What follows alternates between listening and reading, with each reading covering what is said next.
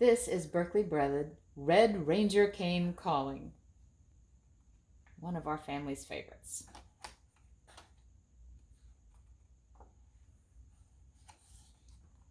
In 1939, my father was 9 years old. Then and for the rest of his life he was called Red by everyone but his mother, who thought the name saucy. People guessed wrongly that the name honored the thatch of orange debris atop his head that made it look like a freckled ostrich egg on fire. The name's true source was a popular cinema hero of the time, Buck Tweed, the Red Ranger of Mars, protector of the 23rd century and savior of grateful princesses everywhere. It was he, the Red Ranger from the movies, that my father chose to confuse with himself. And it was that universe cluttered with space Nazis and princess nabbers that seemed to need him more than his own. But the key to such a world still eluded him, an official buck tweed two-speed crime stopper star hopper bicycle. It is with a bicycle that this story begins and ends. A story that my father, the former Red Ranger of Mars, told us on Christmas Eves of my own childhood. I've put his adventure to pictures here.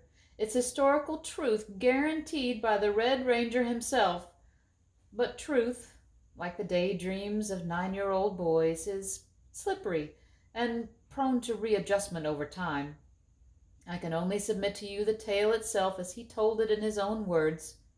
Plus, the evidence still there in the forest, of course.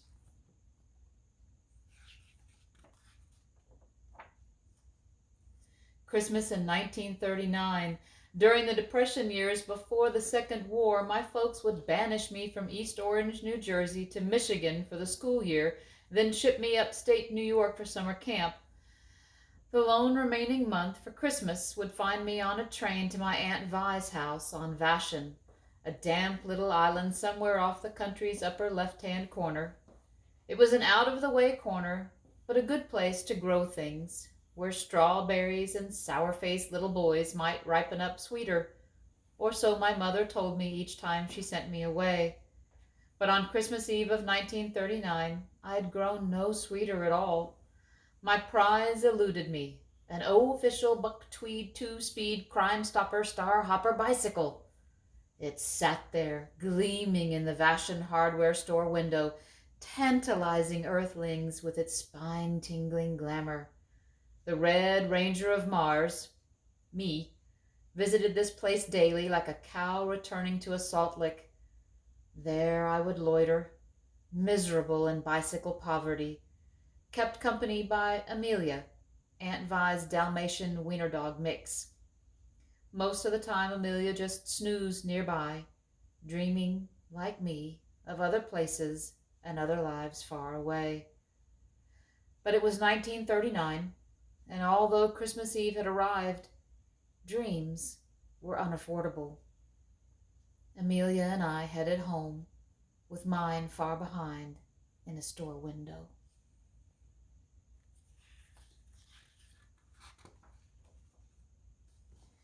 As usual, I looked for delays on the walk home. Aunt Vi would be waiting, and we made each other equally uncomfortable, so I saw no reason to hurry. That evening's detour brought me and Amelia past a ramshackle lighthouse perched high up in the mist on Point Robinson. As always, we paused to consider the old house's legend. Island old-timers insisted that its unseen occupant, old Sonderklaus, was actually Santa Claus himself. The real McCoy of childish fancy migrated down from the north to spend his final days in secretive retirement on Vashon Island. It took folks far fruitier than I and the Red Ranger of Mars to be tricked into believing such twaddle. Like many my age, I knew that Santa Claus and the Tooth Fairy and the Easter Bunny were just that many more promises hatched by those who weren't very good at keeping any. As we turned to leave, an astonishingly squat little man, no bigger than me, rushed past us toward the old lighthouse. He carried an overnight carpet bag, which bumped along behind him. The tiny man smiled weakly, tipped his hat, revealing pointy ears. Something flowery needed to be said by the Red Ranger of Mars, but in my shock, All that came out was, "Mister, you look like a turnip." I could not recall ever actually seeing a genuine elf, nor calling one a vegetable, but I was certain that I just had an elf. You know whose elf. And to a dyed-in-the-wool everything doubter such as myself, it was mind-boggling.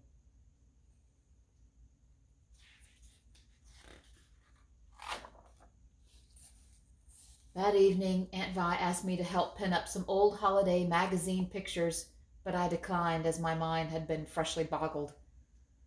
Vi noticed my peculiar mood and offered to let me open my Christmas gift from her early. It was a glorious buck tweed space uniform, the bonus highlight being a large red R zooming across the breastplate. I tried it on, and she flung a hand across her brow, swooning from the swashbuckling drama of it all. We had finally discovered our first bit of common ground. But my Space Ranger senses detected that the jersey was in truth last year's calfed-off pajama top, dyed Ranger red and altered by the loving hands of its giver. "Pajamas," I said with crushing disappointment. I didn't speak again, but my fingers explored the familiar cloth and my expression hid none of my defeat. Vi turned away, hiding her own. I did not typically give much thought to the feelings of others, and true to form, I did not that night. My mother used to tell me that there was a natural order to all things, and that mine must have been prickliness. She said that blaming me or anybody else for my distant nature would be like blaming a polar bear for eating Canadians. It was the natural order, and that was that. I thought of this as I went up to bed. As I lay there in the dark, my thoughts returned to the earlier elf sighting. He had looked like the real thing, and elves to Santa Claus are like horseflies to a horse. One means that the other is nearby. And for a child, even me, it was all too tempting to believe. But then, wasn't everything, and everybody? It occurred to me that a kid's life was one long opportunity for having the rug pulled out from below him at every step. And myself? I was determined to stay on my feet. Still, a fraud was surely afoot, and it was the sworn duty of the Red Ranger of Mars to stick his nose deep into such things. Amelia followed, looking doubtful as I dropped out of my window. I bent low and then crept off in the island fog to unmask a humbug. The Sonderklaus house teetered high above the pounding surf, and the moon ignited the rising mist below into blue phosphorescence. Ancient toys in disrepair littered the steps like ghosts from a baby's bad dream. We clambered past an old sign nailed into the rock. "Visitors not received with jesty jolliness at the moment." I almost turned back right there. I was growing uneasy about the whole matter, and a public guarantee of grumpiness didn't help. I knocked on the huge door unzestfully. The big door swung open slowly on rusty hinges. The little pointy-eared old man from before stood there, holding a tea tray, scowling. The light from an enormous fire behind him made the room flicker with grotesque shadows. My thoughts turned to retreat, but instead I stood at attention. "The Red Ranger has come calling," I said, and bowed deeply over shaking knees. The little man scowled further, but motioned for us to enter. The terrible shadows were caused by monstrous toys looming in dark corners, and dozing in a fantastic chair was what I figured to be old Sonderklaus himself, the most ancient man I'd ever seen. He coughed quietly and breathed with a rattling wheeze of great antiquity. His body, shrunken and folded, looked as though it had retreated from life itself. Before I could announce myself again, he spoke without looking up. "Turn around," he said in a voice the age of the mountains. "Go home. Go back to bed. What you're looking for isn't here. I'm 435 years old, which makes me very tired. Even in my mounting terror, I was grateful to meet another skilled liar. I'm Buck Tweed, the Red Ranger of Mars, 602 years old, I said, adding as a bonus, and I do not believe at all in Santa Claus. With that, the little elf shuddered and looked in horror to his master, whose eyes had ignited. The old man began to push himself up on his huge chair, and he finally looked at me, glowering. Frankly, it was more than I could take. I panicked and shot the old faker with my disintegrator ray gun. Boom!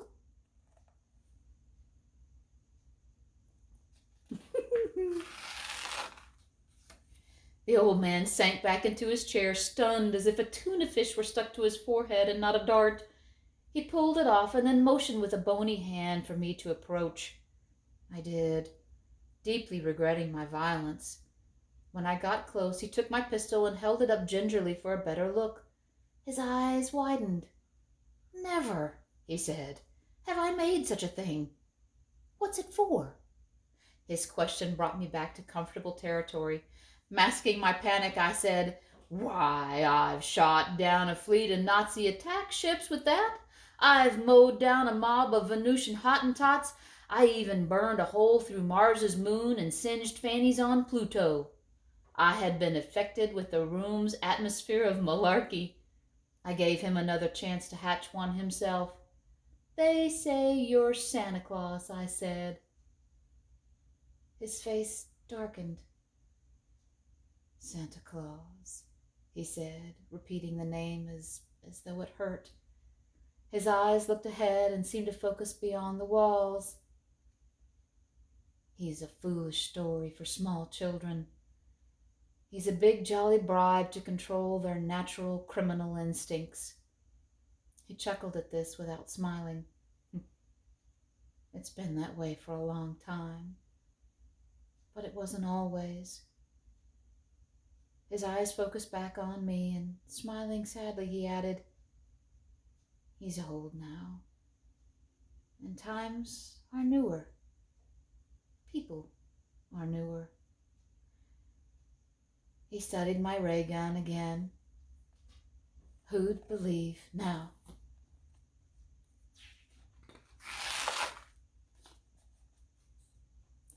"I'd believe," I said, but I wasn't sure at all. I had to see what the old fruitcake had up his sleeve. I'd believe if he could make a reindeer fly. And for the first time, a light brightened in his eyes. The elf looked appalled and whispered, "Don't do it, boss. You're not 300 anymore." The old man wasn't listening as he pushed himself up out of the chair and settled his weight on wobbly knees. He shuffled over to the fireplace mantel and held his hands around a little carved reindeer. Scrunching his eyes, he made a great effort to do something, although I couldn't quite tell what. And after several minutes of nothing happening, the old man rested on his elbows, exhausted. "Blast," he said in frustration, just as the elf dropped his tea tray. We turned around, and I heard the old man say, "Oops." Amelia, my dog, was lifting slowly upward toward the ceiling like a leaky balloon, and if a dog can look unamused, she did, and if a space ranger can look dumbfounded and thrilled all at the same time, then I did too. Even a hard nut such as myself sometimes had to consider overwhelming evidence, odd as it was. My mind was saying I was fixing to get another rug pulled out from below me, but my eyes were saying that a dog was floating up in the rafters. The tug of war inside me made me lightheaded, and through a fog of confusion I heard myself say, "I have a wish." The old man's eyes lit up fully this time. The elf looked freshly appalled. "Don't do it, boss. It's been a long time. Let's just get you to bed." The old man waved him off and turned around to look at me as if he was starving and I was holding a boysenberry pie. Like an old actor reciting lines from his youth, he said, "So, what would you like for Christmas?" I was already at the edge, so I leapt. "An official buck tweed 2-speed Crime Stopper Star Hopper bicycle," I said.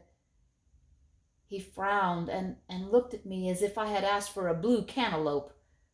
I described my prize again, saying each word slowly and louder. "An official buck tweed 2-speed Crime Stopper Star Hopper bicycle." He bent down over the back of the elf and cupped his ear. I made it simple. "I'd like a tweed bicycle." "That's what you want?" You're quite sure?" he said, looking surprised. "I'm sure. A tweed bicycle, it's the latest thing." The old man straightened up, scratched his head. "I'll try my best," he said, grinning. I roped Amelia down and hauled her down from the rafter overhead beams. She was near emotional collapse during the walk home, but then so was I.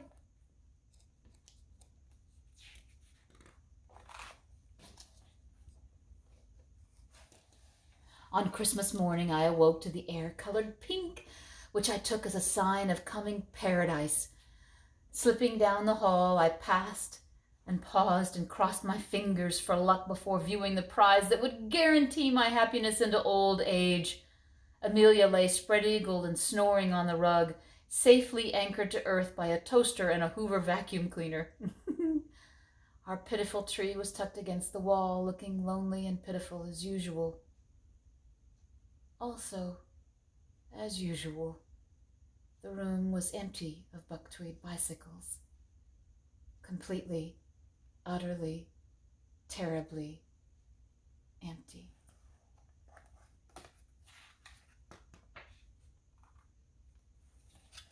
I searched the house and the yard, confirming the worst. No bicycle. And with a few flashy parlor tricks, the old humbug had steered me right into the same old childish quicksand. Faith in a grown-up. My disappointment bubbled into anger, and I vowed out loud that Mr. Santa Phony Claus would feel the terrible wrath of the Red Ranger of Mars. Amelia wanted no part of wraths and tried crawling further under the Hoover, but I scooped her up and stomped off in a rage toward the old house on Point Robinson. As we made our way over the fresh snow, out of my mouth poured a symphony of childhood outrage, so fiery in passion, so shocking in fury, that it superheated the morning air. Behind me it left a great purple fog of cussing residue wafting across the Vashon strawberry fields. Some say it's still drifting about today, causing panic among the rabbits. I think he's a little mad. We reached the house, and I stormed in without knocking. I barely noticed that sheets covered the painting and windows in the hall. I found the old phony upstairs in bed, but there were others in the room. More elves. A swarm of elves. A flood of murmuring horde of puny, pointed-eared little old men standing about with their hats off. Although foggy-minded in my fury, I couldn't help but be impressed with such a scene. I affixed a double deadly Red Ranger evil eye on the old man in bed. He breathed with a whistling rattle and opened his eyes when I stopped at the door. "Boys," he wheezed, "the Red Ranger has come calling." Looking at me, he said, "We're having a going away party, Red. These old friends were kind enough to see me off." His arms rose shakily outstretched. His eyebrows went high, as if waiting for some sort of wonderful news. "Come closer," he said, his eyes glistening. "Tell me exactly what you thought of your special bicycle." "Oh, ho, ho, ho, I'd tell him exactly all right."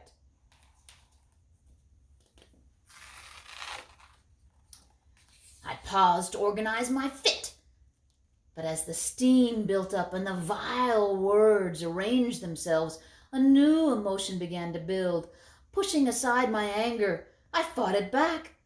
But to my horror, it kept coming. The Red Ranger of Mars, protector of the 23rd century and savior of grateful princesses, faced a new enemy. Tears. As I think back now, after so many years, it seemed as if they came from more than just a bicycle beyond reach. But before they arrived, the old man's hand reached out toward my own. Years of brainless kid instinct obscured my emotions, and I grasped it. And even through my brimming tantrum, I noticed it was damp and trembling. His eyes stared at mine, looking for a word of Red Ranger approval. They seemed to beg for it. Why, old Sonderklaus was nervous. The sad, failing old man, whoever he really was, truly believed that he'd delivered to me my Christmas wish. And then, from some unexplored crevice inside me, from a place I did not know, came something new in my experience. I opened my mouth and watched helplessly as it all poured out. The bicycle. Of course, that bicycle. Sir, I have never had quite such a glorious machine in all my life. You may have noticed my face actually glowing just now. That was from pride. Using skills gained over a lifetime of telling whoppers, I launched into a soaring account of the adventures I planned aboard a bicycle I knew I did not have. His eyes blazed to life with each growing fiction, meeting each swap from the truth with a clapping hands and triumphant woo-hee. After I finished, I sat back, winded from my torrent of joyful fibbery. I was feeling strangely happy, while it occurred to me I had no particular reason to be happy at all.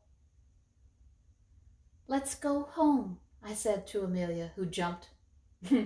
She hadn't ever seen me smile before and figured I was having a seizure.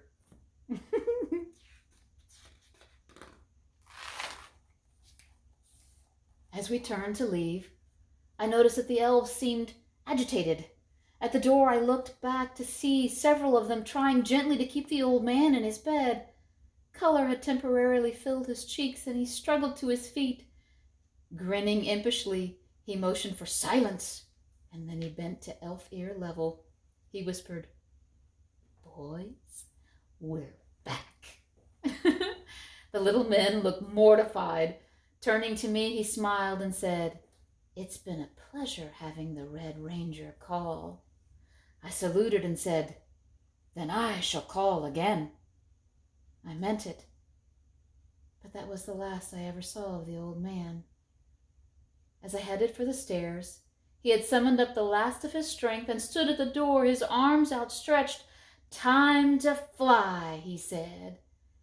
And slowly every one of the gathered elves gently drifted out of his room and up toward the rafters, the expressions on their faces looking similar to the one I'd seen on Amelia's the night before. I pried my co-pilot out of the corner where she was wedged in mortal horror, and we left, my head reeling.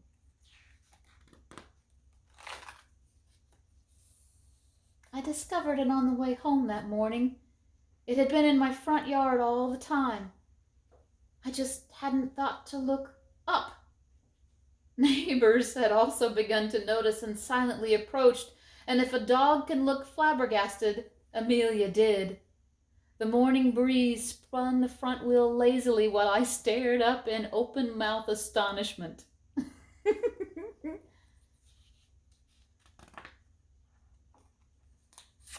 A shiny, brand new bicycle, custom made just for me, glimmered in the morning sun, piercing the trunk of Vashon Island's oldest fir tree. It sat there, 10 feet up, pointing precisely toward the North Pole, as it would for the rest of all time. So if not exactly a tweed bicycle, then surely a treed one, placed there by a strange old man whose ears failed him long before his heart did.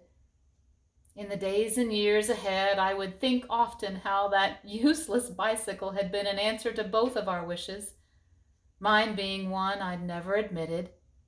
But on that Christmas morning of 1939, I knew only that I needed to wake my Aunt Vi up and tell her how extraordinarily fond I was of an old cast-off pajama top dyed Ranger red. 50 years later, if you ask me if I'm not making all this up, I'll say this: the word of the Red Ranger of Mars should be all that you need.